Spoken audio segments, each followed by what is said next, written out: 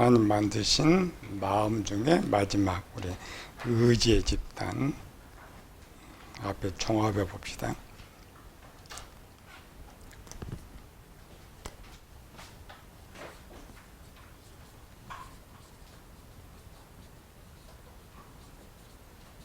마음에는 3요소가 있는데 지식과 감정과 의지가 있다. 우리 세 쓰는데 성경에서 이 속에 속해 있는 것들이 많기 때문에 우리는 지식의 집단이라고 부른다 했죠. 감정의 집단, 의지의 집단이 있다. 그러니까 지식은 오늘 말하는 센서 프로그램. 기계면은 지식만 있으면 돼. 지식만 있으면은 육체가 움직이는데 이 지금 마음에 있는 이 기능대로 육체가 움직이는 거예요. 여기에 기능이 없으면 육체는 움직일 수가 없다. 그런데 감정의 집단을 만든 이유는 뭐냐? 지식을 좀 더 부드럽게 하기 위해서 만들어 놓은 것이다. 그래서 지식의 집단에 크게 두 개 나왔죠. 주 집단, 그다음에 보조 집단 두 개가 있다. 주 집단에는 지혜, 지식, 진리, 선, 공의. 단어만 배웠는데 이 기능이 무엇인 줄을 정확히 알아야 비로소 나를 알고 성경을 볼 수가 있다. 이제 이 기능들이 움직이는 것을 성경 문자로 기록해 놓은 거예요. 우리 영화도 마찬가지. 영화 제목이 있어요. 이순신. 제목은 이순신이죠. 그러나 그 영화를 열어보면 많은 사람들이 등장하는 거죠. 그 배역을 맞죠. 그와 같이 이런 기능들이. 그래서 항상 마음의 기능이 없으면 내가 아무리 착한 사람, 선한 일을 하고자 하되 마음에 그런 기능이 없으면 절대 할 수가 없다. 특별히 동물들을 볼 수가 있죠. 동물들 가끔가다 이제 애완견들은 착한 일을 하는데 대부분 동물들은 착한 일을 해요, 안 해요? 안 하죠. 왜? 그 기능 자체가 없어요. 뭐가? 마음이 없기 때문에. 보조 집단은 이 주 집단의 기능을 더 잘 할 수 있도록 보조적으로 만들어 놓은 것이다. 보조 집단은 명철, 총명, 정직, 공평. 이 우리 기도의 제목이라고 했죠? 기도 짧게 할 때는 지혜와 명철과 지식과 총명을 달라고 시간 여유가 있다 그러면 10가지 다 달라고 자꾸 기도하면은 기능이 자꾸 이미 생각나죠. 그런 필요로 성경을 쉽게 보여줄 수 있고 마음으로 성경을 볼 수 있고 마음으로 성경을 해석할 수가 있다. 감정의 집단은 우리 병은 주 집단. 보조는 필요 없으니까 첫 번째 사랑. 사랑이 뭐라겠어요? 주는 모든 것은 사랑이다. 두 번째 은혜. 은혜는 주지만은 우리는 욕심 때문에 대가를 받는데 값없이 주는 것이 사랑이다. 그러니까 원래 이 사랑이 아가페 사랑이야. 그런데 자꾸 조건을 붙이다 보니까 사랑이 안 되는 거죠. 뭐 자식을 사랑하는데도 대가를 바라고 남녀간 상대 대가를 바라기 때문에 그래 사랑 말은 사랑인데 성경적 사랑이 아니다. 그러나 그들을 아무 대가 없이 그냥 준다면 아가페 사랑이 맞아요. 세 번째 국률. 국률과 자비가 똑같은데 국률은 문제를 해결해 준다고 했죠. 국률은 그 현재 일어난 일의 문제를 해결해 주고 자비는 그 사람 전체의 문제를 해결해 준다. 가끔가다 이런 세상도 많죠. 고아 데려다가 그냥 훌륭하게 키워준 사람. 좀 고아 밥 한 그릇 주는 것은 국률입니다. 그러나 그가 장성에 장가까지 보내주는 것은 자비에 해당된다. 국률은 하나는 동정하는 마음, 국률의 마음. 네 번째는 인자. 인자는 뭐라고 써요? 용서하는 것. 이 네 가지만 되면 자비는 쉬워요. 미워하는 마음이 하나도 없고 용서하고 불쌍히 여기면 모든 것이 이루어지는데 이런 것들이 뭐과 같다고요? 호르몬과 같다. 이런 것들이 올라도 우리 느껴요. 감정이 느낀단 말이야. 무슨 감정을 해? 분노. 반대쪽에 뭐예요? 분노 반대쪽에. 평안.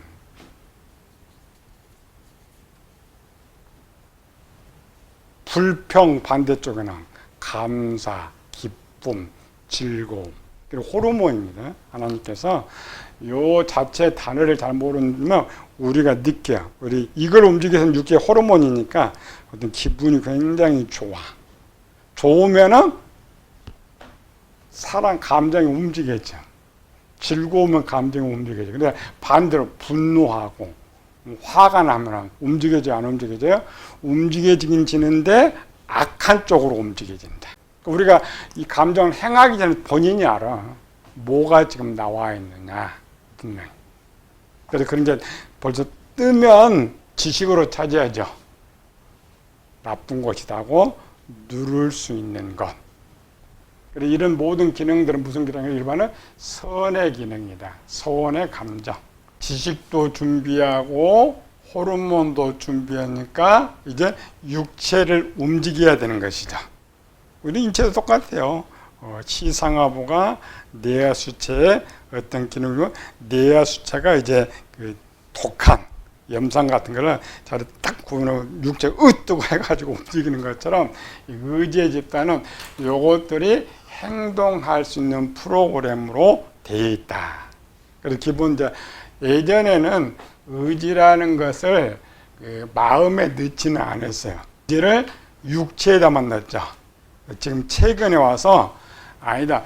이런 행동의 프로그램까지 마음에 있기 때문에 사람이 행동을 하는 것이다고 이제 학자들이 찾아낸 거예요. 책으로 가봅시다. 262페이지. 의지의 집단. 의지의 집단은 행동이 많으니까 주 집단과 보조 집단으로 나눠져. 주는 하나만 있으면 되는데 반대쪽은 필요할 때 보조 집단으로 나눠준다. 책 읽어봅시다. 262페이지. 의지는 의식적, 계획적 또는 자발적, 자유선택적인 행동의 근거를 말한다. 학자들이 되게 어렵게 써요. 육체가 움직이는 것. 육체가 움직이는 첫 번째, 자율신경. 육체는 스스로 움직이기도 하고 또 어떤 생각에 의해서 움직여진다. 그래서 일반적으로 의지는 지식도 육체를 움직일 수 있고 감정도 육체를 움직일 수 있는데 또 세 번째로는 스스로 내 육체를 움직이는 자율신경이 있다. 육체는 어떤 동기가 없으면 움직이지 않습니다. 서 있잖아요. 왜 내가 서 있어요? 그냥 서 있는 거 아니야. 의식이 있으니까. 그래서 생각을 멈춰봐. 생각을 멈추면 쓰러져 버려요. 그러니까 육체는 스스로를 못한다. 어떤 동인에 의해서 한다.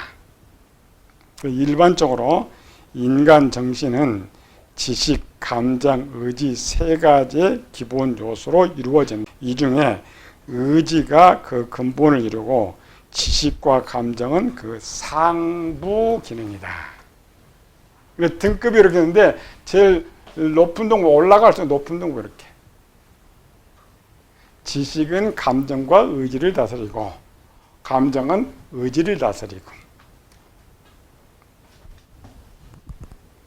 인간에게서 욕구 충족의 수단 목적 관계는 복잡한 계층적 질서를 이루며 이에 따른 정연한 통일로 하나의 전체 인격을 형성되는데 의지행위는 이러한 인격에 의해 통제되는 행동이라고 할 수가 있다.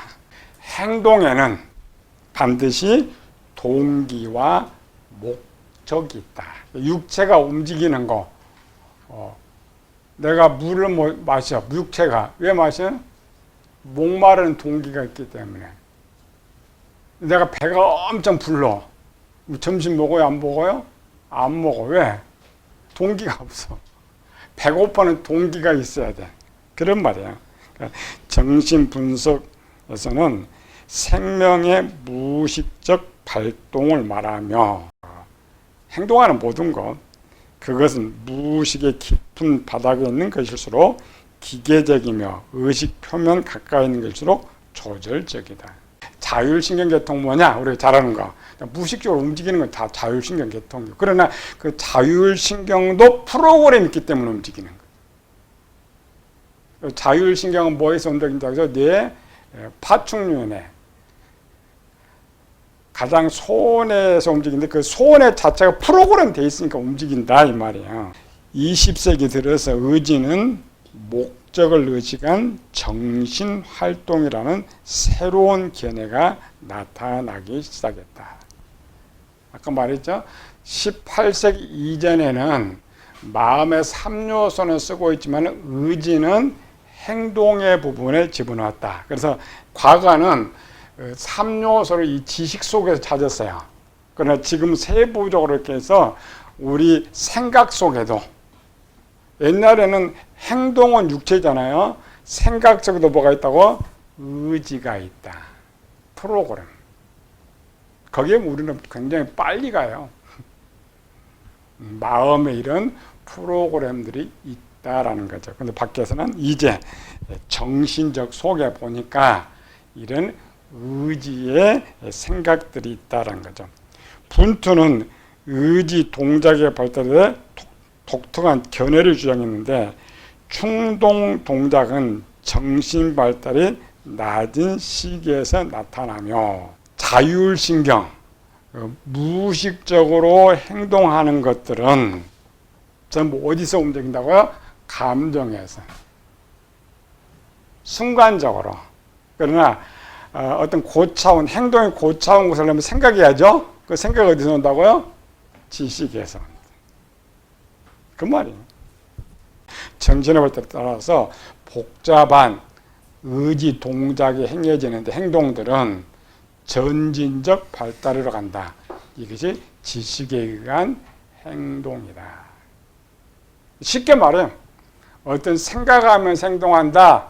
그건 지식에서 나오는 것이고 무의식적 기분 난 대로 행동한다. 그걸 동물적 본능이라고 했죠. 그건 어디 나온다? 감정의 의지를 통지하기 때문이다. 똑같은 유의동작의 반복에 따라 동기의 투명성으로 습관적인 충동 동적이 되고 있다. 자극을 의식하기 이전에 운동이 해발되는 반사에서 변화되는 과정을 후퇴적 발달을 했다. 사람의 마음에는 지식, 감정, 의지 세 가지로 나누어지는데 지식과 감정은 의지보다 앞서 있고 의지는 지식과 감정의 통제를 따릅니다. 그래서 성경에서는 하나님께서 우리 행동, 우리는 그냥 내가 부지중에 어떤 일을 했어요. 내가 잘못해 이렇게 하는데 아니고 반드시 내 생각에 의해서 행동했기 때문에 책임을 져야 돼요? 안 돼야 돼요? 책임을 져야 되는 거예요. 그럼 동물들은 잘못하면 동물한테 책임을 물어요? 안 물어요? 왜? 생각이 없기 때문에. 본능적으로 하는 것이지 걔가 이 사람 물고 싶다. 나쁘니까 확 물고 저 사람 착하니까 그냥 빨아주고 이런 거 아니잖아요. 그래서 동물계, 식물계는 심판이 있어요? 없어요? 심판 안 해요. 사람만이 행동의 생각의 결과로니까. 그래서 교회 생각은 이 지식을 바꾸는 거예요. 이 지식, 말씀의 프로그램을 바꿔가지고 죄를 짓지 않도록 하는 것이죠. 두 번째, 의지는 행동의 숙달에 따라 발달되고 습관화되어 가며 자신의 지식으로 얻은 최대한의 것을 행동으로 표현할 수 있으며 또 습관화된 의지라도 지식의 망과 함께 사라질 수 있다. 이게 중요합니다. 육체의 프로그램을 바꾸는 것이 지식이지만 이 지식의 프로그램을 바꾸는 것이 또 육체예요.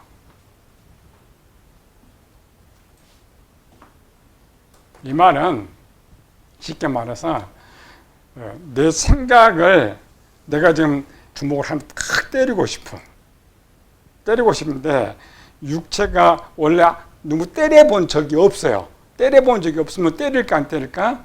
절대 안 때리죠.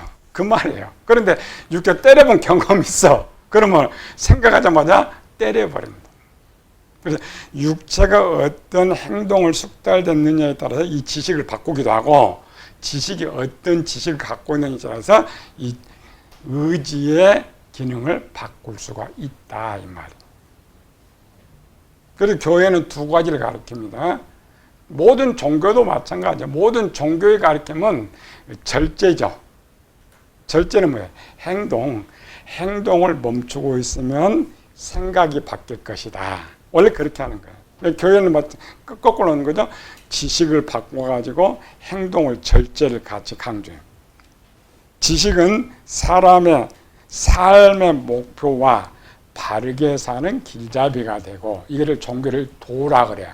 길도. 그러니까 모든 종교의 교리를 도라고 그래요. 도는 뭐야? 바르게 사는 방법. 그렇게 살면 육체가 이제 바르게 숙달이 되죠. 육체가 바르게 숙달하면 뭐가 바뀌어요? 지식이 바뀌어.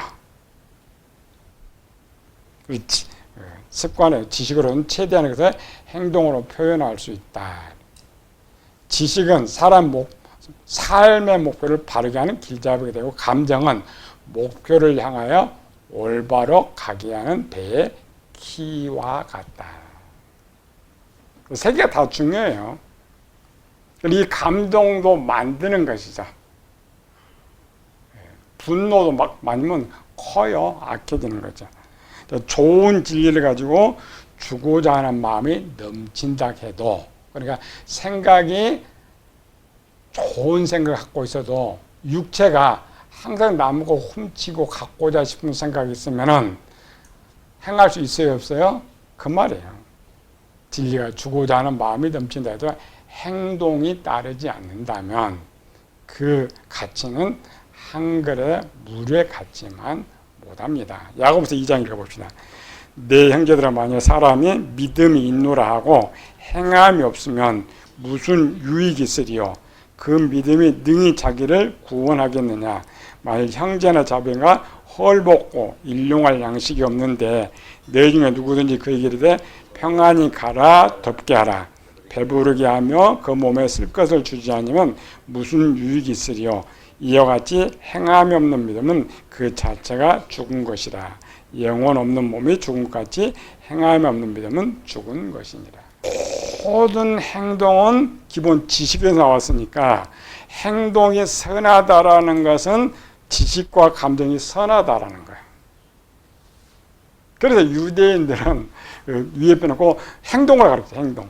그 사람의 행동의 결과를 보고 판단하게 된다. 그리고 계시록 20장에서 뭐라고 했어요? 행한 대로 심판을 받고. 행한 것은 육체에 있어야죠. 이 뇌에 있어야죠. 이 뇌는 남지 않습니다. 어디 남아요? 그 기록은 이 전체 행동을 주관하는 기능이 뭐라겠어요? 토탈 행동을 주관하는 기능. 선의 기능. 기본은 이 진리판의 기록인데 마지막에 여러분 심판을 받을 때는 진리와 선을 연다겠죠. 그러니까 현재의 상태 성경에서 오른편에 양, 왼편에 염소를 있죠. 현재의 상태. 이 상태는 진리로 판단합니다. 진리에 어느 쪽 지식이 맞느냐 요 판단하고 그런데 선한 쪽이면 구원을 받으니까 그럼 악한 쪽을 심판의 근거로 해야죠. 그들의 기준은 선이 여기가요. 여기 열어보면은 쫙 제목이 나와. 양의 쪽의 선의 사람들은 요 하나님 앞에서 이제 싹 지워져 버려. 마음을 만드신 분 누구야? 하나님이시죠. 하나님 이미 구원받아서 천국에 들어간 성도들은 이 선의 기능에서 천국이니까 어떻게 살아요? 선하게 살아야 하잖아요. 그럼 행동 프로그램을 싹 바꿔버려야죠. 그렇기 때문에 마지막 하나님 앞에 설 때는 양의 쪽에는 선한 쪽을 열든 진리 쪽을 열든 악이 하나도 없습니다. 악한 쪽은 심판 기준이 돼야 되니까 진리판에도 그 상태 그대로 있고 선 쪽에도 그대로 있다.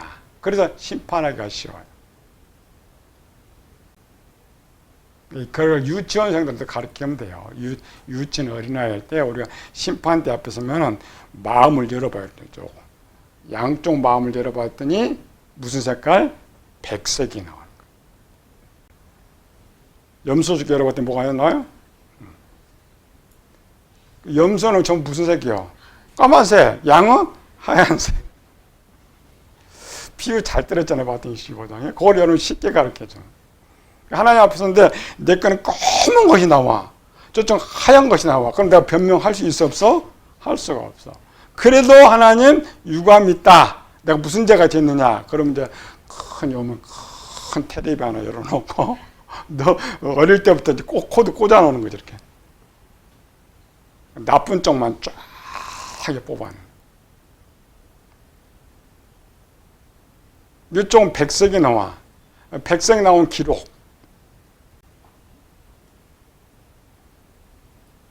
내가 하나님 앞에 서면 아무리 구원받아도 검은 것도 있고 하얀 것도 있잖아요. 어떤 게 더 많겠어? 검은 것이 많아. 아무리 의료와도 검은 것이 많아. 그런데 하나님 앞에 서면 검은 거를 싹 바꿔줘. 그 기록이 어딨냐고. 제가 3장 여기 이제 세마포입니다. 계시록 19장에 세마포옷을 입도록 허락하였으니, 그래서 하얀 소복이 아니고 요 마음을 더러운 것을 깨끗게 해주면 뭐가 빛이 나오는 거예요. 백색의 빛입니다. 그 빛이 밖으로 나오니까 뭘 입은 것 같아요? 세마포를 입는 것 같아요. 근데 우리는 우리 의미의 세마포는 어때요? 소복이지. 하얀 옷을 입힌다. 3장 시작. 대제사장 여호수아는 여호와 앞에 천사 앞에 섰고 사탄은 그의 오른쪽에 서서 그를 대적하는 것을 여호와께 내게 보이시니라. 여기 대제 여호수아는 누구예요?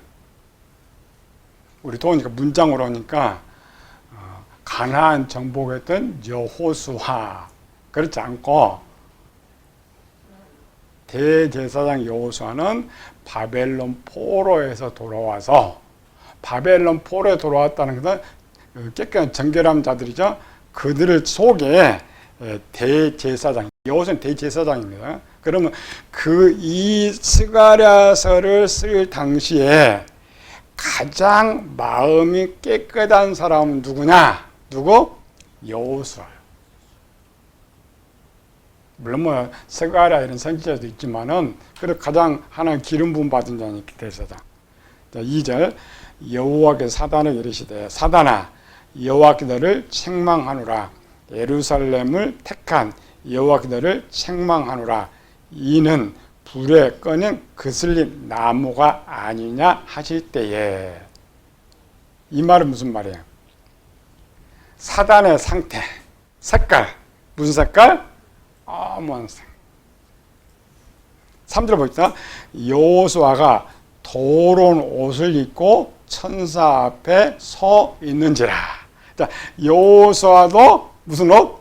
더러운 거. 그러니까 마귀는 깜장색이라면 여호수아는 무슨 색? 회색. 반. 여호와께서 자기 앞에 선 자들에게 명령하여 그 더러운 옷을 벗기라 하시고 또 여호수아에게 이르되 내가 내 죄악을 제거하여 버렸으니 내게 아름다운 옷을 입히리라 하시기로 내가 말하되 정결한 관을 그의 머리에 씌우소서 하며 곧 정결한 관을 그 머리에 씌우며 옷을 입히고 여호와의 천사는 곁에 섰더라. 무슨 옷 입었어요? 대제사장 옷. 구약시대에 대제사장 옷. 구약시대 대제사장 옷을 그냥 옷으로 해석하면 안 돼. 여기로 와야 돼. 결론. 그 의미가 뭐냐? 거룩이란 말이야. 대제사장 옷, 거룩. 근데 마음으로 보면은 그 모습이 백색이에요. 이걸 이제 우리 표현하기 위해서는 세마포 옷 이렇게 되는 거죠. 언제? 하나님 앞에 했을 때. 그래서 오른편 양들한테는 요 자체가 전부 뭐가 됐어요? 백색으로 깨끗하게. 그러나 왼쪽에 있는 염소 쪽은 시커머죠? 동료. 마태복음 25장에 마귀와 그 사자를 이으면 영영아 동격이니까. 그걸 가르치면 신나잖아요. 우리가 어릴 때. 근데 이거 작년도 이걸 모르고 있으니까 이게 문제지. 우리는 지금까지 아이들과 같아서 그래요. 세마포옷을 입는다. 그러면 우리 경험, 어떤 사람이 죽는 사람 봤더니 천사 둘이 쭉 내려오더만 세마포옷을 딱 입혀가지고 올라간 거다. 누군가가 이제 봤어요. 볼 수 있죠? 근데 그것이 한 사람, 두 사람, 세 사람 자꾸 지금까지 전해진 거야. 그래서 한국교회 성도들은 전부 그런 관념 갖고 있어요. 성도는 그냥 죽을 때 천사가 내려서 이 세마포를 탁 걸쳐가지고 세마포옷을 입고 우리 천국에 올라가요. 청년에 물어봅시다. 영원히 옷 입어요? 안 입어요? 죽은 사람 영혼이 육체예요? 영혼이란 말이에요. 옷을 왜 입어요? 옷 입는 이유. 추워서, 더워서, 죄 때문에. 최초 옷이 무슨 옷? 무화과. 무화과를 왜 가렸어요? 죄 때문에. 죄가 없으면 옷이 필요 있어요? 없어요? 영원히 옷 안 입어요. 안 입는데 사람에게 보여질 때는 사람 형태이기 때문에 하얀 것이 그 하얀색이 옷을 입어서 하얀색이 아니고 마음의 빛이 밖으로 나간다면 이렇게 이 빛을 나가는데 빛을 무슨 색이에요? 백색으로 칠해준단 말이에요. 전부 하나의 해석돼요. 요것 세마포 전체가 하나로 해석하면서 어떻게 되느냐가 이제 여호수아에 이렇게 써진 것이고 마지막 마음으로 부르일 때는 이렇게 됐기 때문에 하나님 앞에 서면 핑계 댈 것이 없어요. 자체가 까마냐 하야냐의 모든 판결이 끝나기 때문에 육체가 어떤 선한 일을 행한다라는 것은 기본 가장 어린아이 지식도 좋고 감정도 좋고 의지가 좋기 때문에 그를 예수님 한목에 그냥 선한 사람은 그 마음에 쌓인 선 그러니까 선으로 다 바꿔놓은 사람은 선한 것을 내고 악으로 바꾼 사람은 악을 행한다. 그 말이 원래 쉬워요. 제일 쉬운 말인데 우리 좀 어렵게 듣잖아요. 쉬운 말이에요. 야고보뿐만 아니라 성경은 항상 믿음의 결과인 행위를 요구한다. 신명기 28장 1절 2절 내가 내 하나님 여호와의 말씀을 삼가 듣고 오늘 내가 오늘 내게 명하는 그 모든 명령을 지켜 행하면 내 하나님 여호와께서를 세계 모든 민족 위에 뛰어나게 하실 것이라. 내가 내 하나님 여호와의 말씀을 순종하면 이 모든 복이 내게 임하여 내게 미치리라. 그러니까 유대인들의 그 단점은 뭐냐면 하나님을 기쁘시게 하기 위해서 하나님 말씀을 지켰던 것이 아니고 복을 받으려고 지켰던 거야. 자기들이 사는 가나안 땅에서 더 복을 받으려고 살았기 때문에 그럼 뭐가 돼요? 조건이 되는 거죠. 조건이 되면 사랑이 된다 안 된다? 사랑이 안 된다는 거예요. 조건적으로 했으니까 하나님 조건적으로 주었어요. 그러나 하나님께 너희가 40년 동안 나를 섬겼느냐 드렸느냐 이렇게 말하는 거예요. 이방인들로 하면은 조건적인 구원이 안 됩니다. 그래서 유대인들은 백성이기 때문에 복과 논하지만 우리 이방인으로는 복이 아니고 구원과 연결되는 거예요. 우리는 또 문장적으로 복하니까 자꾸 복으로 풀죠. 유대인체 맞다니까요. 그러나 여러분들이 이제 영혼 구원 이치에서는 복 받지 못한다 그럼 영혼 구원 받지 못하는 거예요. 복 받는다 그럼 영혼 구원 받는다는 말이에요. 264페이지. 하나님의 명령은 사람의 마음에는 지식, 감정, 의지가 모두 똑같이 행동하기를 원한다. 처음 아담을 만들 때는 여기 똑같은 거기 때문에 하나님 딱 명령하면 행동을 해. 우리는 어떤 명령을 딱 받으면 지식이 먼저 생각해. 지식이 이제 한번 해야 되겠다 하는데 그 다음 뭐가 또 터치해? 감정이 터치. 기분이 나쁘면 해야 안 해? 또 안 해. 근데 그거를 또 한 번도 행동해 본 적이 없다. 또 안 하잖아요. 그게 변질된 거예요. 기본 하나님께 딱 할 때는 딱 명령 때는 그냥 행동으로. 이게 변화입니다. 생각도 없어. 감정도 없어. 그러나 혹 생각이 있을지라도 감정이 다스려져. 그래서 성인들, 훌륭한 사람들 뭐야?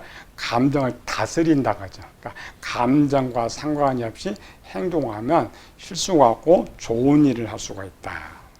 그래서 신명기 6장 4절, 5절, 6절 이스라엘에 들으라 우리 하나님은 오직 유일한 하나님이신 너는 마음을 다하고 성품을 다하고 힘을 다하여 내 하나님 여호와를 사랑하라. 오늘 내가 내게 명하는 이 말씀들은 마음에 새기고 하나님이 옵니다. 지정이뿐만 아니라 영과 육체까지 하나님 말씀대로 완전히 순종될 수 있도록. 이게 쉽지 않아요. 이스라엘 백성들도 이거 하나 만들기 위해서 무려 훈련을 40년을 했어요. 뭘로? 구름기둥과 불기둥. 구름기둥과 불기둥은 뭐냐? 항상 영과 마음과 육체, 지정이가 하나로 움직일 수 있는 방법. 너는 그걸 해석을 더 잘해줘야 돼요. 성경은 하루길 가다가 멈춰도 멈추고 1년을 멈추고 한 달을 멈추고 얼마나 답답하겠어요. 오늘 우리 현실로 갖고 오면 돼요. 현실 속에서 딱 급해 죽겠는데 한 달 내내 묶어놓으면 우리는 속 터지는 거지. 간이 막 녹아나는 거지. 그래도 그게 훈련이. 하나님 주신 의지. 의지가 뭐냐? 행동이죠. 의지는 육체 행동인데 우리가 배우는 의지는 행동을 움직이는 프로그램이다. 창세기 1장 28절 하나님 그들에게 복을 주시며 그들에게 이르시되 생육하고 번성하여 땅에 충만하라. 땅을 정복하라. 바다의 물고기와 하늘의 새와 땅에 움직이는 모든 생물을 다스리라 하시니라. 뭘로? 육체로. 육체가 다스리기 위해서는 요거를 지식을 행동화 프로그램을 해야 되니까. 그래서 의지가 만들어지게 되어 있다. 의지는 어느 정도 프로그램 되어 있어요? 여기 프로그램 되어 있는 거야. 지식처럼 세상 사람들은 그런 말합니다. 요즘 인간이 신이다. 인간이 만물의 영장이다. 이 말은 인간은 모든 것을 할 수 있다. 우리 특별히 행동화되지 않는 것은 의지의 프로그램이 없어요. 내가 어떤 행동을 했다, 나쁜 행동을 했다, 그러면 이 지식도 문제고, 감정도 문제고, 의지도 문제예요. 감기 콜록콜록 감기. 모르는 사람은 감기약 하나 먹어야 돼. 그런데 저기 한방 가면은 기관지도 문제 있고, 폐도 문제. 그럼 내 생각에 기관지도 문제 있고, 폐도 문제 있고, 심각해요? 심각하지 않아요? 심각하잖아요. 그래 배우는 거죠. 행동이라는 것은 모든 것이 심각하게 문제가 되어 있다. 의지는 전부 행동이에요. 성경에 보면 전능, 권능, 능력, 권세. 전능, 권능, 권세, 능력. 이런 단어를 쓰고 있죠. 요것도 구별해내려면 쉽지 않아요. 일단 힘이 뭐 행동에 보이죠, 이렇게. 그리고는 의지와 연관되어 있다. 여기 제일 큰 단어가 뭐 있어요? 가장 힘이 강하신 분은 하나님이시니까 하나님 자신을 나는 전능한 여호와라. 전능이라는 단어가 뭐냐? 힘을 우리 마음의 구조 속에 집어넣는 거예요. 의지 속에. 전능은 전지와 권능을 합한 단어다.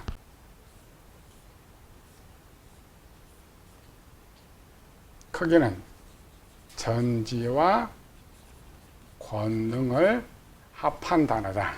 전능이라는 단어. 그리고 전능이 엄청 크죠? 그럼 전지는? 전지도 똑같이 떨어져, 이렇게. 전체. 지혜와 지식. 전지라는 건 전체 지혜와 지식을 포함하고, 권능도 똑같이 나눠져, 이렇게. 권세와 능력으로 나눠진다. 이 가지의 합성어 단어가 전능이라는 단어예요. 하나님께서 자신의 전능을 쓸 때 뭘 썼어요? 내가 하늘과 땅과 바다의 모든 것을 만들었다. 전능을 좀 쉽게 이야기해서, 그러나 그보다 더 큰 힘을 갖고 있죠. 하나님은 하지 못할 일이 없다. 알지 못하는 것이 하나도 없다. 그래서 전능이라는 단어예요. 전능은 누구한테 그런만 사용돼요? 하나님에게만. 약 얼마? 성경 전능의 구절이 69번 나온다. 69구절 나온다는 거는 별로 생각하지 않아요. 전능 같은 몇 번 나왔을 것이다 하는데 아닙니다. 왜 이렇게 많이 나왔을까? 근데 신약은 10번밖에 안 나온다 했죠? 구약에서. 이렇게 많이 나온 이유. 내가 읽는데 전능이라는 단어가 떴다. 기초. 상대방이 믿음이 없을 때. 전능이 왜 나온다고요? 상대방이 믿음이 없을 때.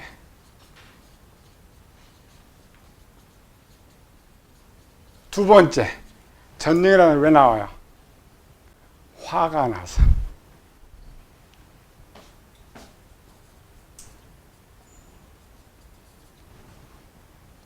대부분의 전능이 나올 때 안 믿으니까 하나님 자기를 소개해 주잖아요. 난 전능한 여호와라. 그럼 하나님 내가 하늘과 땅의 권세를 내가 다 만들었는데 얼마나 이스라엘이 안 믿었는지 볼 수가 있죠. 이스라엘 백성들이 안 믿어. 안 믿는데 특별히 뭘 해야 돼. 세 번째, 어떤 이유가 있어요. 그러니까 그냥 여러분들 전능이라는 단어 이렇게 쓰려고 하지 말고 이 세 가지를 빨리 풀어내면은 이 설교가 편하죠? 전능이라는 단어. 아브람 99세 때 여호와께서 아브람에 나타나서 그에게 이르시되 나는 전능한 하나님이라. 너는 내 앞에서 행하여 완전하라. 왜 여기서 아브람한테 이 말을 했을까? 요것만 띄면 몰라. 항상 이런 단어를 모르면은 그 포함된 구절을 다 읽어라. 전능 왜 쓴다고요? 기본? 믿음이 없을 때. 그럼 본문에 찾아보는 거예요. 요 믿음이 없는 게 뭐냐? 이유가 뭐냐? 여기 있어요. 첫 번째와 두 번째. 창세기 17장에 보면 여기 다 나와, 세 개가. 내용. 이때 아브라함 나이 몇 살이라고요? 99세.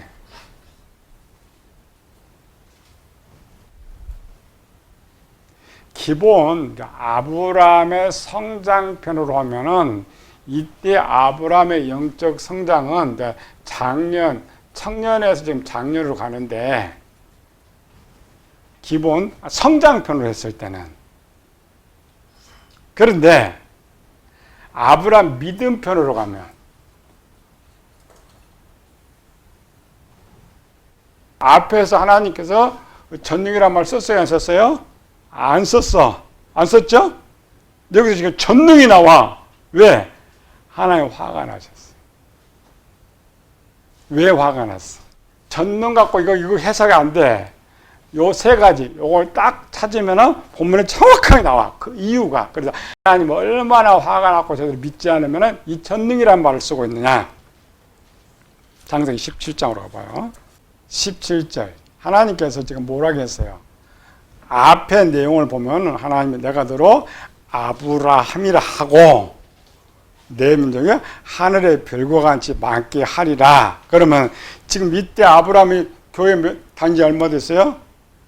75세니까 24년. 영적으로 장년 상태면 믿음이 최고의 상태가 되죠. 그런데 아브라함이 엎드려 웃으며 마음속으로 이르되 100세 된 사람이 어찌 자식을 낳을까? 사라는 90세인데 어찌 출산하리요? 하나님께서 뭐라고 했어요? 5절부터 5절 6절 진짜 이제후로는 내 이름을 아브라함이라 하지 아니하고 아브라함이라 하리니 이는 내가 너를 여러 민족의 아버지가 되게 함이니라. 내가 너를 심히 번성하게 하리니 내가 내게서 민족들을 나게 하며 왕들이 내게로부터 나오리라. 그리고 언약을 내가 내 언약을 그 하나님 말씀 믿고 여기까지 와서 24년을 신앙생활을 했는데 하나님이 이제 언약이라는 것도 안 믿으니까 언약이지. 믿으면 그냥 말만 하잖아요. 내가 너한테 언약 해줄 테니까 네 자식들이 엄청나게 많게 하고 너를 큰 내가 언약 해줄 테니까. 지금 아브라함 뭐라 그랬어요? 믿어요, 안 믿어요? 안 믿어. 그래서 앞에 1절만 하면 전능이란 하나님이 이렇게 엄청난 이유인데 그 나온 이유가 이것 때문에 하니까 화가 났어.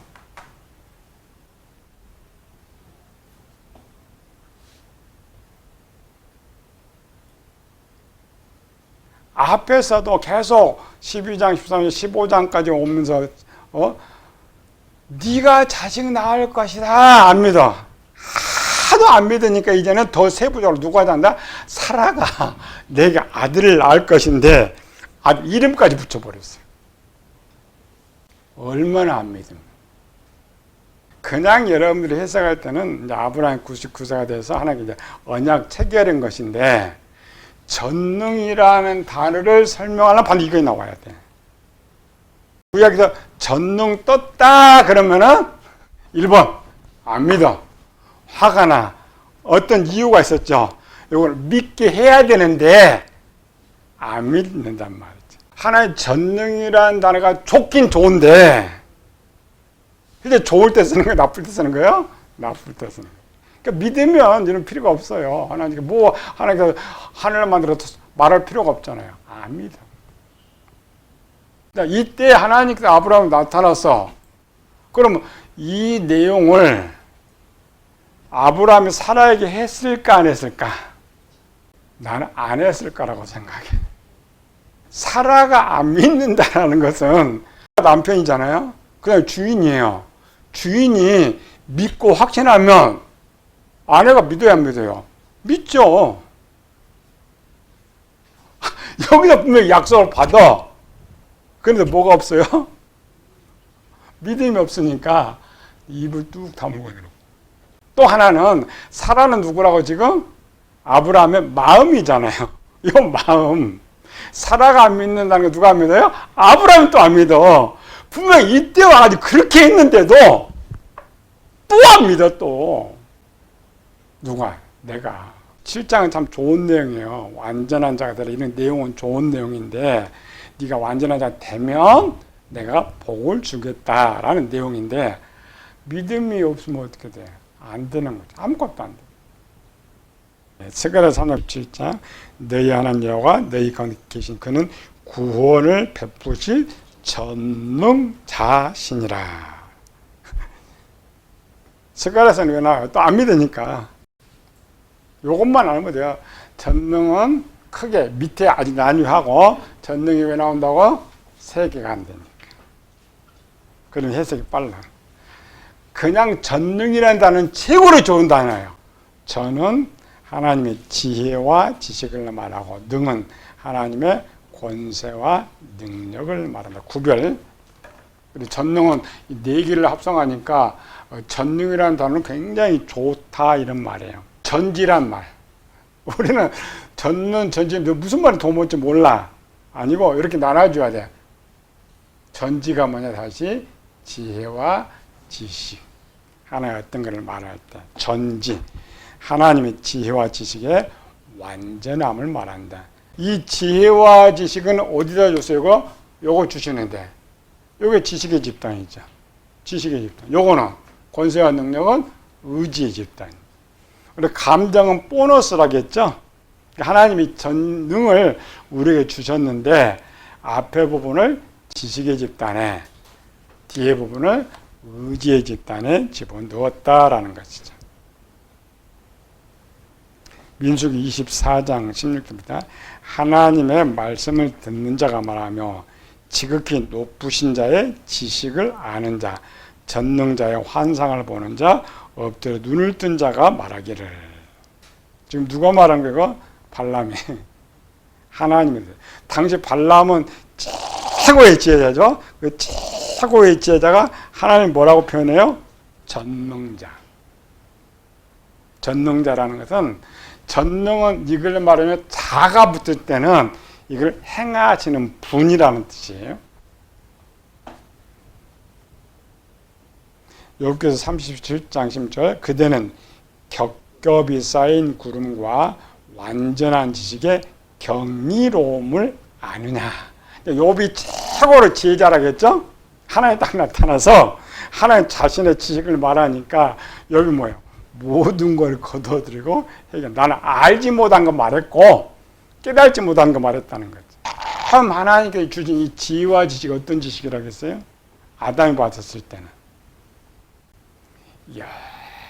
영원토록 살면서 배우지 않아도 알 수 있는 모든 것을 거기에 주었다라는 거죠. 요게 기도 제목입니다. 첫 번째로는 지식의 집단을 주는데 우리는 이 부분을 더 많이 기도해. 이 멋있는 것인데 우리 맨날 또 뭘 줘? 그냥 신유의 은사들 방언달라. 그것도 한 일부분이에요. 뭘 달라 그래요? 앞으로 여러분 기도할 때 모르겠다. 권능 달라 그래요. 권능은 권세와 능력. 마태복음 10장에 준 게 그래요. 귀신을 쫓는 권세와 모든 병을 고치는 능력을 주셨는데 그 합성어가 권능이라는 단어란 말이에요.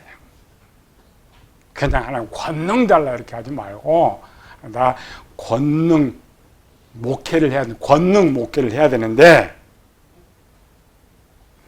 요것이 따르는 건 앞에 자동 따르는 거예요. 시편 19편 10절 여호와의 율법은 완전하여 영혼을 소성시키며 여호와의 증거는 확신하여 우둔한 자를 지혜롭게 하며. 이 성경이 아무것도 아닐 것 같은데 지금 뭐가 있다고요? 요거 아담이 잃어버렸던 지혜와 지식을 회복시켜 줄 수 있단 말이에요. 이 지혜와 지식이 회복되면 요게 회복됩니다. 앞에 배웠죠? 지식이 새롭게 되면 우리 육체가 변한다겠죠? 똑같아요. 요거 회복되면. 여러분들이 신윤사 아무리 달라고 안 돼.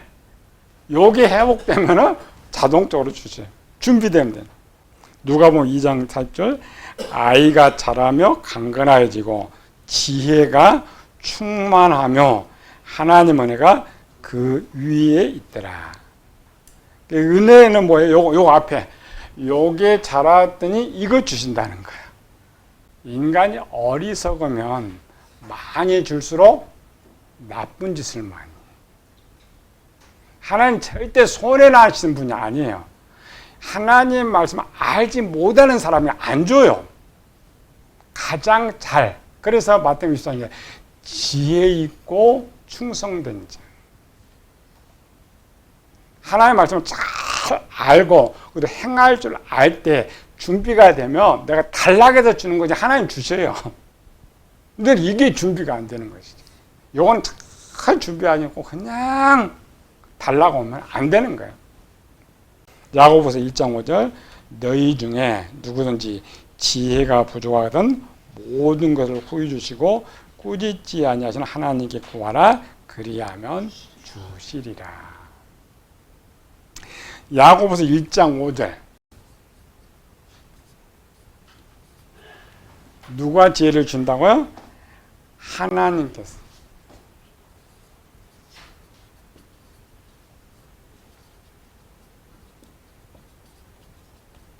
어떻게 하면? 기도하면.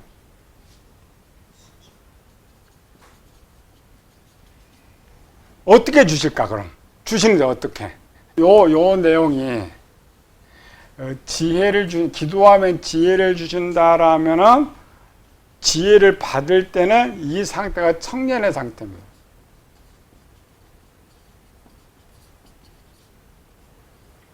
영적으로 빨리 봐야지. 청년의 상태. 아이들한테 지혜를 좀 깨달음이 있어요? 없어요? 없어요. 청년의 상태가 돼야 깨달음이 있어요. 그래서 요한일서 2장에 청년들아 하나님 말씀이 너희 안에 거하시고 어떻게 해주세요? 우리는 이 문장 아이처럼 읽어. 청년한테 주는 건데 문장 아이처럼 읽어. 요거 제일 많이 해요. 기도 제일 많이 해요. 목사님 제일 많이 해요. 하나님 뭐 달라고? 지혜 달라고. 지혜 달라고. 근데 지혜를 주는지를 몰라. 문장으로 보면은 요거 내가 기도했잖아요. 하나님께 여기서 지혜를 갖다 빡 던져준다고 생각해. 요즘 뭐 텔레파시 통하는 시대니까 그렇게 줄 수가 있는데 그 말이 아닙니다. 내 안에 누가 있어요? 성령 하나님 계세요. 야고보서가 이거를 쓸 때는 흩어져 있는 12지파에게 편지하노니는 지금 너희가 흩어져 있지만 구원받은 너희에게 이 편지를 쓰는데 그럼 구원받았다는 거 누가 있어요? 성령 하나님이 계신단 말이에요. 그러면 여러분들 기도에서 지혜는 저기서 갑자기 뭐 계시가 폭풍 날라온 거 절대 아닙니다.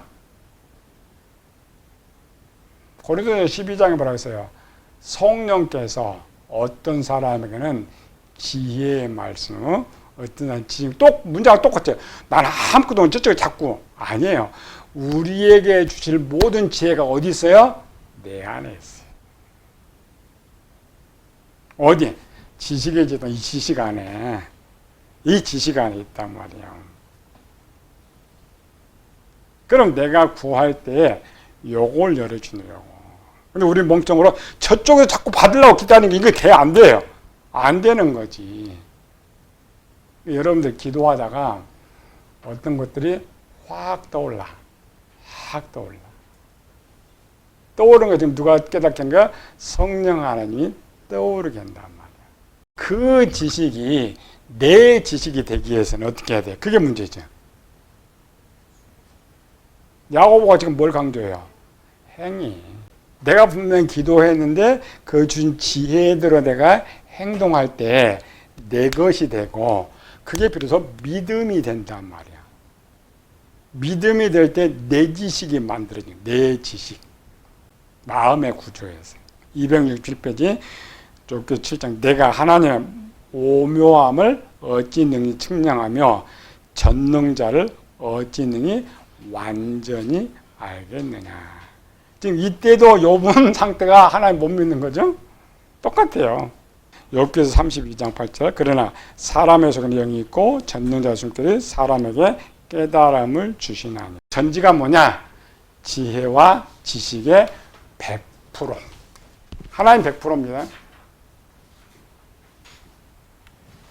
지혜도 100%, 지식도 100%. 아무리 지혜가 많은 사람일지라도 하나님께 보실 때 인간은 연약하다. 아담이 완벽하게 만들어졌어도 하나님 볼 때 미약한데 오늘 그 미약한 우리가 또 변질되고 타락됐으니까 얼마나 약한 존재냐. 그래서 사람들이 약한 존재냐. 원래 아담은 약한 존재 아닙니다. 가장 강한 존재였어요. 지금 우리가 그럼 성경을 알면 세상 사람들보다 더 지혜자가 되느냐? 그렇지는 않습니다.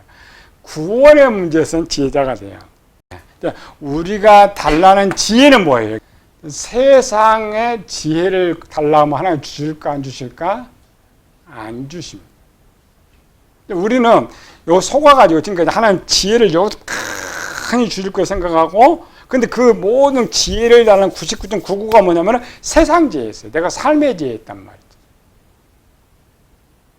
고린도전서 3장 18절 이하면 이 세상 죄는 미련한 것이니. 하나님이 이 세상 미련하다고 했는데 미련한 지 자녀들 주면 돼요 안 돼요? 안 된단 말이에요. 왜? 세상 지식은 스스로 자기 괴일에 빠진다고 해서 안 줘요. 요한일서 5장에 하나님의 뜻대로 구하면 그거 주신다. 뜻이 뭐예요? 세상 거 아닙니다. 성경은 우리의 구원에 이르는 지혜를 제공해 준다. 그래서 이 부분을 또 정립한 사람 누구예요? 디모데 후서 3장 15절. 내가 어려서부터 누구의 배운 것을 알며 성경은 능히 노력하면 예수 그리스도로 말미암아 구원에 이르는 지혜가 있게 하느니라. 지혜는 두 가지입니다. 구원의 문제에서 구하고 또 하나님의 어떤 일을 행하는데 이 권세와 능력과 지혜와 지식이 부족한 부분에서 기도하는 거예요. 우리 무조건 기도해요. 그것도 저쪽에 던져달라고 기도해요. 우리에게 주실 모든 것은 이미 여기 가져다 놓으셨는데 성령의 그 사람 필요에 따라 준다고 했죠. 그때 주시는 거예요. 그럼 이 지혜를 누가 제일 많이 구해야 돼요? 목회자들. 무슨 지혜? 설교 잘하는 지혜. 구원의 지혜니까 기도만. 모든 답은 육에 보는 모든 답은 이 성경에 있지만은 진짜 모든 답의 답은 우리 안에 자신한테 있어요. 그래서 요한이 뭐랍니까? 아무도 너희를 가르칠 필요가 없고 오직 기름 부음이 너희를 가르치나니 그의 가르친 대로 그대로 구하라.